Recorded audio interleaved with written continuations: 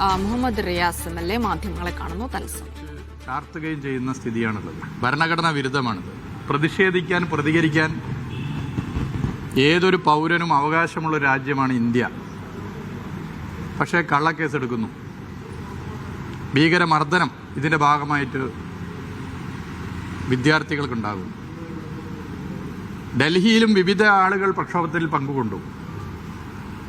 കേരളത്തിൻ്റെ മുഖ്യമന്ത്രിയും ഡൽഹിയിൽ പ്രക്ഷോഭത്തിൽ പങ്കെടുത്ത വ്യക്തിയാണ്.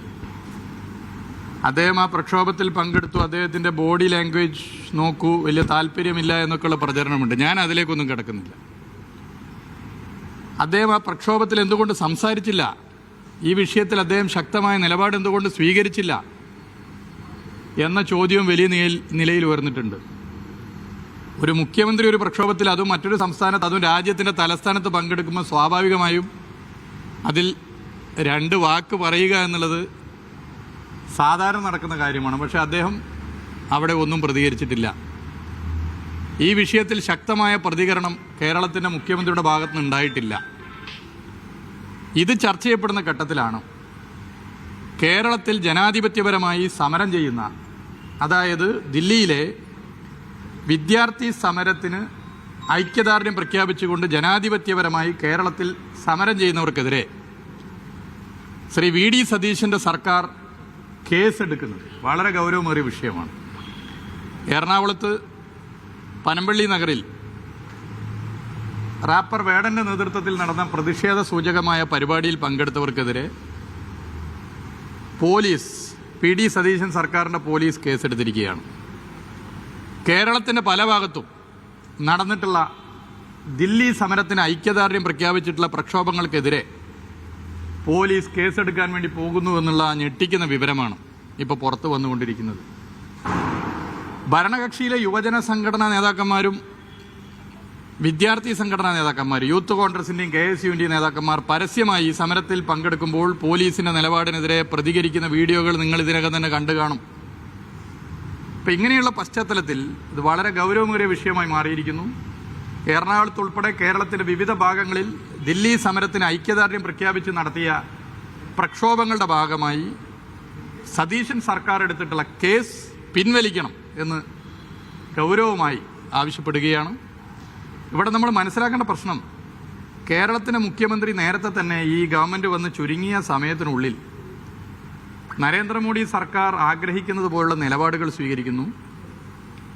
കേരളത്തിൽ BJPയുടെ നേതൃത്വത്തിലാണ് ഒരു സർക്കാർ അധികാരത്തിൽ വന്ന് ഭരണം നടത്തുന്നതെങ്കിൽ എന്തൊക്കെ നടപടികളാണോ സ്വീകരിക്കുക, അതിന് സമാനമായ നടപടികൾ സ്വീകരിച്ചു വരുന്നു എന്നുള്ളത് നമ്മൾ ഒരു സീരീസ് ഓഫ് ഇഷ്യൂസ് വെച്ച് ചർച്ച ചെയ്തതാണ്. ഞാൻ അതൊന്നും ആവർത്തിക്കുന്നില്ല. അങ്ങനെയുള്ള ഘട്ടത്തിലാണ് ദില്ലിയിൽ ഖാർഗെയുടെ ജന്മദിനത്തിൻ്റെ കേക്ക് മുറിച്ച് പെട്ടെന്ന് അവിടുന്ന് തീരുമാനിച്ച സമരത്തിൽ പങ്കെടുക്കുമ്പോൾ കേരളത്തിൻ്റെ മുഖ്യമന്ത്രിയുടെ ബോഡി ലാംഗ്വേജ് ചർച്ച ചെയ്യപ്പെടുന്നു. ഞാൻ അതിൻ്റെ വശത്തിലേക്ക് കടക്കുന്നില്ല. ഒരു വ്യക്തി ഒരു സമരത്തിൽ പങ്കെടുക്കുമ്പോൾ അതിൻ്റെ മുഖഭാവം അയ്യോ അറിയാതെ വിട്ടുപോയതാണ് എന്നൊക്കെയുള്ളതാണെന്നുള്ള ചർച്ചകൾക്ക് പിന്തുണ നൽകാനോ അതിൽ പങ്കെടുക്കാനോ ഞാൻ തയ്യാറാകുന്നില്ല. പക്ഷേ ആ സമരത്തിൽ എന്തുകൊണ്ട് കേരളത്തിൻ്റെ മുഖ്യമന്ത്രി സംസാരിച്ചില്ല?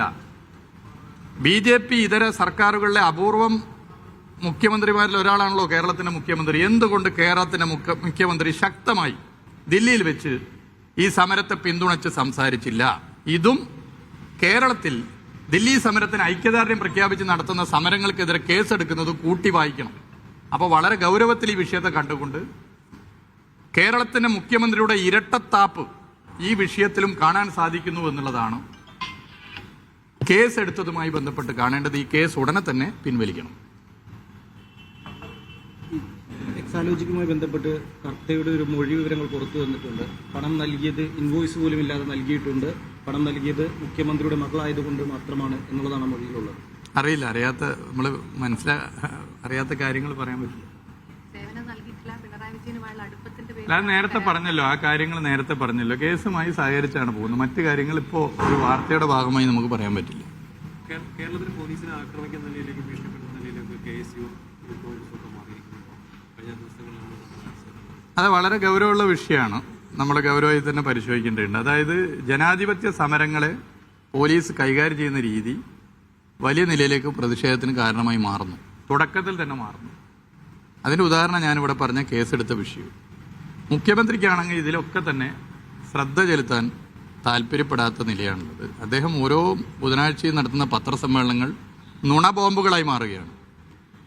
കേരളത്തിൽ രാഷ്ട്രീയ നുണകൾ നിർമ്മിക്കുന്ന ഒരു ഫാക്ടറിയായി കേരളത്തിൻ്റെ മുഖ്യമന്ത്രിയുടെ മനസ്സ് മാറിക്കഴിഞ്ഞു. ഓരോ അടിസ്ഥാനരഹിതമായ കാര്യങ്ങളാണ് മുഖ്യമന്ത്രി, അസംബന്ധങ്ങളാണ് മുഖ്യമന്ത്രി, പച്ച നുണകളാണ് മുഖ്യമന്ത്രി പത്രസമ്മേളനത്തിൽ പറഞ്ഞുകൊണ്ടിരിക്കുന്നത്.